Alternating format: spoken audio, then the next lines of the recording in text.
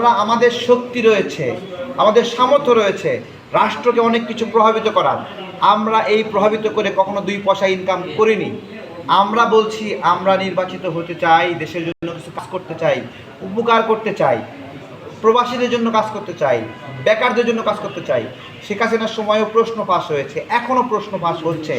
What different you did, তুমি কি ভিন্নতা আমাকে দিয়েছো? শেখ হাসিনার সময়ও প্রশ্ন ফাঁস হতো, এখনও হচ্ছে। আমাকে কি ভিন্নতা দিয়েছো? শেখ হাসিনার সময়ও ভুয়া মামলা হচ্ছে, এখনও ভুয়া মামলা হচ্ছে।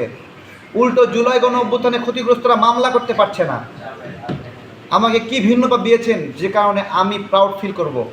আমরা সচেতন রাজনৈতিক কর্মী, সাধারণ নাগরিকদের মতো আমাদেরকে বুঝুম বুঝান দেওয়া যাবে না।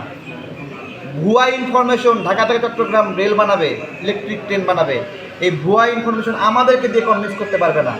ফারাক্কার বিপরীতে বাঁধ বানাবে, এই ভুয়া ইনফরমেশন দিয়ে আমাকে কনভিন্স করতে পারবে না। এটা মাথায় রাখতে হবে। আপনারা আসলে নির্বাচন